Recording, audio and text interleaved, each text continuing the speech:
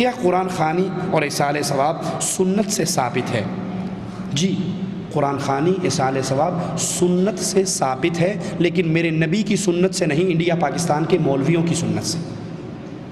نبی کی سنت میں قرآن خوانی اصال ثواب کے، جو یہ قرآن خوانی کا اصال ثواب ہے کہ قرآن پڑھا اور پڑھنے کے بعد کہا اللہ یہ 2 قرآن فلاں بابا جی کی روح کو اصال ثواب، اور ادھر سے بلٹی گئی ادھر چھوٹ گئی، یہ اللہ کے رسول کی سنت سے ثابت نہیں ہے۔ سنت سے ثابت کیا ہے؟ اللہ کے نبی فرماتے ہیں ایک شخص جنت میں اچانک اس کے درجات بلند ہو جاتے ہیں، وہ کہتا ہے اللہ میرے تو عمل بھی نہیں ہے، میرے درجات بلند کیوں ہو رہے؟ تو مالک فرماتا ہے تیرا ایک نیک بیٹا۔ کون سا بیٹا؟ جی کون سا بیٹا؟ جس بیٹوں کو بیالوجی کی ٹیوشن کے لیے تو 500 ریال کے اوپر ٹیوٹر فراہم کیا گیا، جس بچے کو انگلش کی ٹیوشن کے لیے 500 ریال پہ ٹیوٹر فراہم کیا گیا، لیکن قرآن اس کو نہیں پڑھایا گیا، اس کی تربیت کے لیے ڈش انٹینا گھر میں لگا کر دیا گیا۔ مولوی صاحب کی کریے نال والوں دے گھر جاندا سی،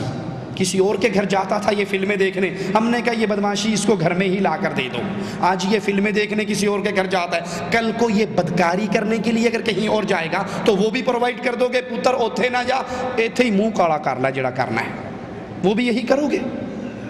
وہ بیٹا جس کو ڈش انٹینے، جس کو کیبل، جس کو فلمیں، جس کو گانے، جس کو نئے والیم، وہ سارے دیے ہوئے ہیں۔ مولوی صاحب نماز کے لیے گئے ہوئے ہیں، اللہ اکبر، پہلی صف میں کھڑے امام کے پیچھے بڑے خشوع و خضوع سے نماز پڑھ رہے ہیں، اور بیٹا گھر کے اندر میگزین پڑھ رہا ہے، سویا پڑا ہے، گانے سن رہا ہے، فلمیں سن رہا ہے، اور یہ واپس آ رہے ہیں تسبیح پھرتے ہوئے استغفر اللہ استغفر اللہ استغفر اللہ۔ جی آپ کا بیٹا نماز میں نہیں تھا،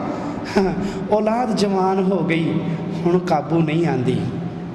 جب یہ چھوٹے تھے تو نے تب سے اس کو برباد کیا تھا، تب سے گھر میں ڈی وی، تب سے گھر میں ڈش انٹینے، تب سے گھر میں کیبل، تب سے گھر میں بدکاری بدماشی کے آلات تو نے لا کر دیے تھے۔ آج جہنم میں اگر یہ بیٹا جائے گا تیری ٹانگ کھینچ کے لے کر جائے گا ساتھ،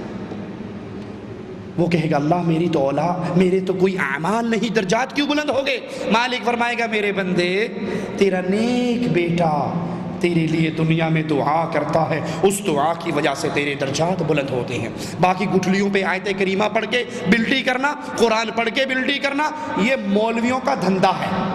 پیٹ بھرنے کا دھندا ہے۔ میں خود ایک دیوبندی مدرسے میں حفظ کرنے کے لیے گیا تو وہاں ہم روز لطیفے کیا دیکھتے، گاڑی آ کر کھڑی ہوتی، اس میں ایک بابو جی نیچے نکلتے، مولوی صاحب کے پاس آ کے بیٹھ جاتے، ماں کے لیے قرآن چاہیے، وہ ایک درویش کو اٹھاتے چلے، وہ درویش اب پھیرا مارتا، ایک کے پاس جاتا کتنے 2 پارے، دوسرے کے پاس 3 پارے، اس کے پاس 1 پارا، اس کے وہ ساری کلیکشن کر کے آتا، مولوی صاحب کے کان میں کہتا 5 قرآن ہو گئے، وہ کہتا جی 5 قرآن تیری ماں کو دیے، وہ کہتا 500 روپے تجھے دیے، چل۔